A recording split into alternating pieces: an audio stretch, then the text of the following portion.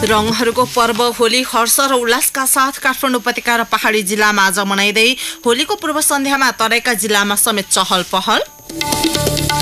राप्रपाका नेता प्रकाश चन्द्र लोहनीद्वारा पार्टी परित्यागको घोषणा, एकीकरणपछि पार्टी अध्यक्षले मनोमानी गरेको आरोप। इराकको मोसुल शहरमा रहेको एक कारागार नजिक 500 भन्दा बढीको सामूहिक चिहान भेटियो। आइएस लडाकुले हत्या गरेको प्रहरीको दाबी। र नेपालगञ्ज गोल्ड कप फुटबलको अन्तिम क्वार्टर फाइनलमा मनाङ मर्स्याङदी र रूपन्देही 11 भिड्दै। नमस्कार, कान्तिपुर डायरीका साथमा साथी केशु र म पार्वता। समाचार सुरु गरौं प्रमुख प्रसंगबाट। राष्ट्रिय प्रजातन्त्र पार्टीका नेता प्रकाश चन्द्र लोहनीले पार्टी त्यागको घोषणा गर्नुभएको छ। पार्टीका पूर्व अध्यक्ष, राष्ट्रिय अध्यक्ष समेत रहेका लोहनीले राजधानीमा आज पत्रकार सम्मेलन गरी पार्टी परित्याग गरेको घोषणा गर्नुभएको हो। लोहनीले पार्टी अध्यक्ष कमल थापालाई 3 पृष्ठ लामो पत्र लेख्दै पार्टी त्याग गरेको औपचारिक जानकारी गराइसक्नु भएको छ। पार्टी एकीकरणपछि अध्यक्ष थापाले मनोमानी गरेको भन्दै लोहनी रुष्ट हुनुहुन्थ्यो। पार्टीको चुनाव चिन्ह हलो छाडेको, सरकारमा जाने बारे आफूकुसी गरेको, राजदूत सिफारिसमा सल्लाह नगरेको लगायतमा लोहनीको असन्तुष्टि थियो।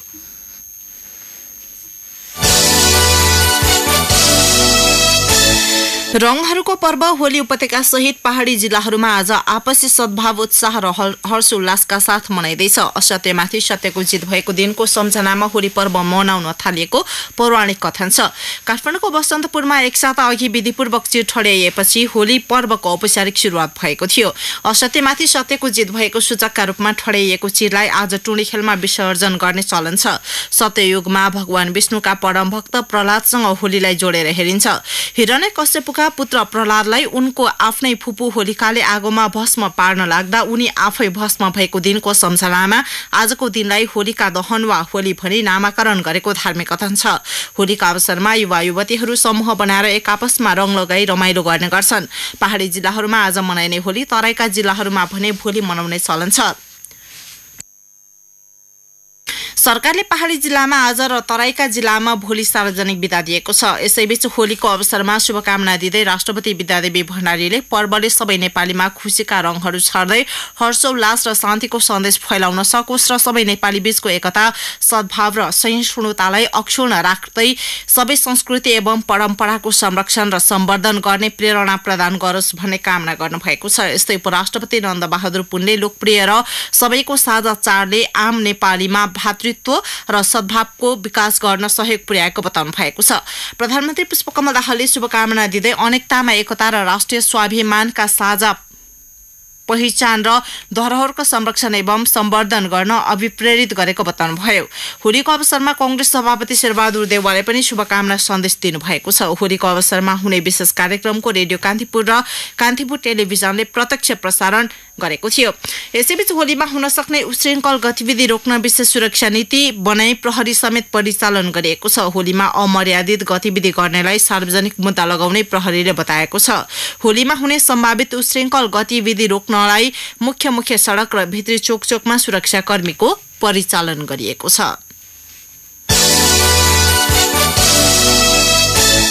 भारतीय सीमा सुरक्षा बल एसएसबी को गोली लागि ज्यान गुमाएका कञ्चनपुरका शहीद गोविन्द गौतमको राष्ट्रिय सम्मानका साथ आज अन्त्येष्टि गरिँदैछ। कञ्चनपुर स्थित दोदा नदीमा केही बेरमा हुने अन्त्येष्टिमा गौतमलाई प्रहरीको एक टुकुटीले सम्मान गारत दिने कञ्चनपुरका प्रहरी प्रमुख प्रकाश बहादुर चन्दले जानकारी दिनुभयो। यसअघि सेती अञ्चल अस्पताल धनगढीबाट पुनर्वाससम्म गौतमको शवयात्रा निकालिएको छ। शवयात्रा अस्पतालबाट धनगढी बजार क्षेत्र परिक्रमा गर्दै नेपाल भारत सीमा क्षेत्रको भन्सार नाका हुँदै दोके बजार भएर पुनर्वास क्षेत्रमा प्रवेश गरेको छ। बिहान 8 बजे शवयात्रा निकाल्ने तयारी गरिए पनि उचित व्यवस्थापन नभएको भन्दै स्थानीयले विरोध गर्दा करिब 4 घण्टा ढिला गरी सुरु भएको सहकर्मी चित्राङ्ग थापाले जनाएका छन्। कञ्चनपुर स्थित सीमा क्षेत्रको 10 गजा नजिक कलभट निर्माणका विषयमा विवाद भएपछि भारतीय सुरक्षा कर्मीले चलाएको गोली लागेर गौतमको गत बिहीबार निधन भएको थियो। गौतमको अन्तिम संस्कार नहुँदासम्म आनन्द बजार लगायत 500 मिटर आसपासका क्षेत्रलाई स्थानीय प्रशासनले निषेधित क्षेत्र घोषणा गरेको कञ्चनपुरका प्रमुख जिल्ला अधिकारी मनोहर प्रसाद खनालले जानकारी दिनुभयो। उपत्यका ट्राफिक प्रहरी कार्यालयले उपत्यकाका काठमाडौँ, भक्तपुर र ललितपुरबाट 566 मोटरसाइकल नियन्त्रणमा लिएको छ। 3 जना सवार भएको हेलमेट नलगाइकन मोटरसाइकल चलाएको, तीव्र गतिमा र लापरवाहीपूर्वक मोटरसाइकल हाँकेका कारण यतिका धेरै मोटरसाइकल नियन्त्रणमा लिएको ट्राफिक प्रहरी कार्यालयले जनाएको छ। प्रहरी परिसर काठमाडौँले मात्र 132 जनालाई पक्राउ गरेको छ, जसमा 7 जना महिला रहेका छन्। सार्वजनिक ठाउँमा मदिरा पिउँदै हिँड्ने, अरूलाई जबरजस्ती रङ दल्ने र दुर्व्यवहार गरेको आरोपमा उनीहरू पक्राउ परेका हुन्। त्यस्तै काठमाडौँ परिसरले 33 वटा मोटरसाइकल नियन्त्रणमा लिएको छ। प्रहरी परिसर भक्तपुरले 5 जना र प्रहरी परिसर ललितपुरले 2 जनालाई नियन्त्रणमा लिएको छ।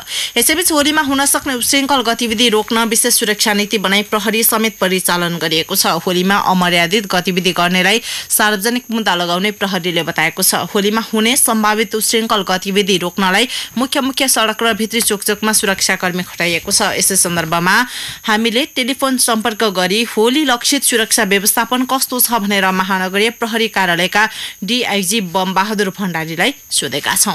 का सन्दर्भमा विशेष गरी विगतमा भइरहेका अलिकति उच्छृङ्खल गतिविधि, अपराधिक गतिविधिहरूलाई नियन्त्रण गर्ने सन्दर्भमा विशेष गरी हामीले जोइन्ट इन्डिभिजुअल चेकिङहरू पनि छ। पुलिसको छुट्टै, ट्राफिकको छुट्टै र जोइन्टली दुईटै चाहिँ ट्राफिक र पुलिसहरू दुईटैले जोइन्टली चाहिँ चेकिङ गर्ने कामहरू गरेका छौँ। किनभने विगतमा अलिकति मोटरसाइकलहरूमा र गाडीहरूमा पनि र धेरै जस्तो विशेषतः मोटरसाइकलहरूमा उच्छृङ्खल गतिविधि गर्ने केटाहरूले मोटरसाइकल युज गर्ने र मोटरसाइकलबाट चाहिँ मादक पदार्थ खाएर मोटरसाइकल चलाउने, मोटरसाइकलमा चाहिँ ग्रुपहरू चाहिँ गएर चाहिँ होहल्ला गर्ने, झैझगडा गर्ने र त्यसैका कारणले एक्सिडेन्टहरू हुने भएको कारणले गर्दाखेरि हामीले एउटा फोकस चाहिँ चेकिङमा गरेका छौँ। विभिन्न ठाउँमा उपत्यकाका 3टै जिल्लाका विभिन्न ठाउँहरूमा हामीले पोइन्टहरू आइडेन्टिफाई गरेर सेक्युरिटी प्लान गरेर ट्राफिकले पनि र 3टै जिल्लाहरूले सेक्युरिटी प्लान गरेर चेकिङलाई एउटा चाहिँ विशेषतः त्यसलाई फोकस गरेका छौँ। अर्को पैदल गस्ती, मोबाइल गस्तीहरू बाट पनि हामीले चाहिँ मोनिटरिङ गरिरहेका हुन्छौँ र त्यो बाहेक अरू स्ट्राइकिङ टोली, रिजर्भ टोलीहरू राखेर पनि हामीले ओभरअल सबै 3टै जिल्लामा त्यसलाई कन्ट्रोल गर्ने हिसाबले चाहिँ हामीले सेक्युरिटी प्लान बनाएका थियौँ र त्यसको अहिले बिहानैदेखि चाहिँ एक्जिक्युसन भइसकेको छ। रातको समय चाहिँ कति बजेसम्म तोकिएको छ? त्यो 3टा जिल्लाहरूले आफ्नो यो जिल्ला सुरक्षा समितिसँग कोअर्डिनेट गरेर आफ्नो जिल्लाले आफ्नो हिसाबले तय गरेको छ। यहाँ मेट्रोपोलिसको तर्फबाट चाहिँ यति नै भन्ने चाहिँ छैन। आफ्नो चाहिँ जिल्ला सुरक्षाको जिल्लाको चाहिँ स्थितिहरू हेरेर जिल्ला सुरक्षा समितिले तोके बमोजिमको त्यसरी चाहिँ गरेको छ। अमर्यादित गतिविधि गर्नेलाई कस्तो किसिमको सजाय तोकिएको छ? त्यो अमर्यादित गतिविधि अथवा उच्छृङ्खल गतिविधि अथवा आपराधिक गतिविधिहरूको प्रकृति हेरेर त्यो अनुसार चाहिँ हामी कारबाही गर्छौँ। नेकपा एमालेका वरिष्ठ नेता झलनाथ खनालले मुलुकको सार्वभौमिकता, स्वाभिमान, राष्ट्रियता र एकताको लागि जुनसुकै बलिदान गर्न आफ्नो पार्टी तयार रहेको बताउनु भएको छ। एमालेको मेची महाकाली अभियान अन्तर्गत नवलप्रासीको भूमहीमा आज भएको कार्यक्रमलाई सम्बोधन गर्दै नेता खनालले राष्ट्रियताका सवालमा कुनै सम्झौता नगर्ने उल्लेख गर्नुभयो। हालसम्मका सभाबाट एमालेलाई कुनै पनि राजनीतिक दलले पराजित गर्न नसक्ने पुष्टि भइसकेको भन्दै उहाँले अब हुने निर्वाचनमा एमाले पहिलो पार्टी हुने दावी समेत गर्नुभयो। निर्वाचन हुनु अघि नै मोर्चाका नेता कार्यकर्ताको पराजित मानसिकताका कारण आफूहरूमाथि आक्रमण भएको उहाँको आरोप थियो। मेची महाकाली अभियान अन्तर्गत अहिले केही बेरमा भैरहवामा सभा हुँदैछ। गत 23 गते सप्तरीमा भएको घटनापछि एमाले 3 दिन स्थगित गरेको अभियान पुनः जारी छ। संघीय समाजवादी फोरम नेपालका अध्यक्ष उपेन्द्र यादवले सप्तरीको मलेटमा मधेसी जनतामाथि गोली प्रहार गरेर सरकारले मधेसी जनता विरुद्ध युद्धको घोषणा गरेको आरोप लगाउनु भएको छ। उहाँले आफू विरुद्ध भएको युद्धको घोषणाको जवाब मधेसी जनता दिन तयार रहेको बताउनुभयो। सप्तरीमा आज आयोजित पत्रकार सम्मेलनमा बोल्दै अध्यक्ष यादवले संघीय गठबन्धन र मधेसी मोर्चाले अब राष्ट्रिय चरित्रको आन्दोलन गर्ने चेतावनी दिनुभयो। उहाँले भन्नुभयो, राजनैतिक शिष्टाचार अनुरूप 1 हप्ताको समय दिएका हौं, त्यो अवधिमा माग पूरा नभई राष्ट्रिय रूपमै आन्दोलनको घोषणा हुन्छ। सप्तरी घटना मधेसप्रतिको नीति र चरित्रमा सरकार र एमालेको चरित्रलाई उदाङ्गो पारेको आरोप लगाउँदै यादवले भेदभाव र असमानता रहुन्जेल संघर्ष जारी रहने बताउनुभयो। मधेसी मोर्चाका कार्यकर्ताले भैरहवा लुम्बिनी सडक खण्डको सेमरी नजिकै एउटा मोटरसाइकलमा आगजनी गरेका छन्। बन्दको अवज्ञा गरेको भन्दै मोर्चाले भैरहवाबाट लुम्बिनीतर्फ गइरहेको लु 15 प 7585 नम्बरको मोटरसाइकलमा आगजनी गरेका हुन्। मोटरसाइकल जलेर पुरै नष्ट भएको छ। बन्दका कारण सो सडक खण्डमा सार्वजनिक यातायातका साधन चल्न सकेका छैनन्। मोटरसाइकल चलाउने मोर्चाका 4 जना कार्यकर्तालाई नियन्त्रणमा लिएको रूपन्देहीका एसपी रविन्द्र धानुकले बताउनुभयो। कान्तिपुर डायरीमा अब ब्रेकको पालो। अब अन्तर्राष्ट्रिय प्रसंग इराकको मोसुल शहर स्थित एक कारागार नजिक 500 भन्दा बढी शव गाडिएको सामूहिक चिहान फेला परेको छ। इस्लामिक अतिवादी समूह आईएसले सर्वसाधारणको सामूहिक हत्या गरी गाडेको हुन सक्ने सरकारी सेनालाई उद्धृत गर्दै बीबीसीले जनाएको छ। 600 भन्दा बढी शिया मुसलमान बन्दीको हत्या गरिएको शिया समर्थित समूहले दावी गरेको छ। सन् 2014मा कारागार नियन्त्रणमा लिएको आईएसबाट सरकारी सेनाले गत साता पुनः नियन्त्रण कायम गरेको थियो। सन् 2014मा भएको भनेको सो घटनाको अनुसन्धान भइरहेको बीबीसीले जनाएको छ। शिया, सुन्नी र इसाई धर्मावलम्बीलाई छुट्याएर विभिन्न स्थानमा लगिएको घटनामा बाँचेकाहरूले बयान दिएका थिए। मोसुलमा पुनः नियन्त्रण कायम गर्ने अभियानका क्रममा कारागार पनि नियन्त्रणमा लिएको हो। अब खेल प्रसंग बाँकीमा जारी दोस्रो नेपालगञ्ज गोल्डकप फुटबलको अन्तिम क्वार्टर फाइनलमा आज मनाङ मर्स्याङदी क्लब र रूपन्देही 11 बीच प्रतिस्पर्धा हुँदैछ। क्वार्टर फाइनल भिडन्त नेपालगञ्ज रंगशालामा केही बेरपछि शुरू हुनेछ। यसअघि हिजो भएको खेलमा एपीएफलाई 2-1 गोल अन्तरले हराउँदै सीएमजी संकटा क्लब प्रतियोगिताको सेमी फाइनलमा प्रवेश गरेको छ।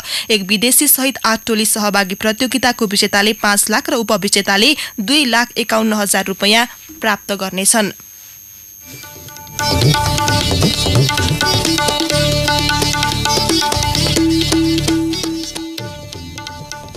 अन्त्यमा बुलेटिनका प्रमुख प्रसंग पुनः एकपटक। रंगहरूको पर्व होली हर्ष र उल्लासका साथ काठमाडौँ उपत्यका र पहाडी जिल्लामा आज मनाइँदै होलीको पूर्व सन्ध्यामा तराईका जिल्लामा समेत चहल पहल। राप्रपाका नेता प्रकाश चन्द्र लोहनीद्वारा पार्टी परित्यागको घोषणा। एकीकरणपछि पार्टी अध्यक्षले मनमानी गरेको आरोप। इराकको मोसुल शहरमा रहेको एक कारागार नजिक 500 भन्दा बढीको सामूहिक चिहान भेटियो। आईएस लडाकुले हत्या गरेको प्रहरीको दावी। र नेपालगञ्ज गोल्डकप फुटबलको अन्तिम क्वार्टर फाइनलमा मनाङ मर्स्याङदी र रूपन्देही बीच प्रतिस्पर्धा जारी।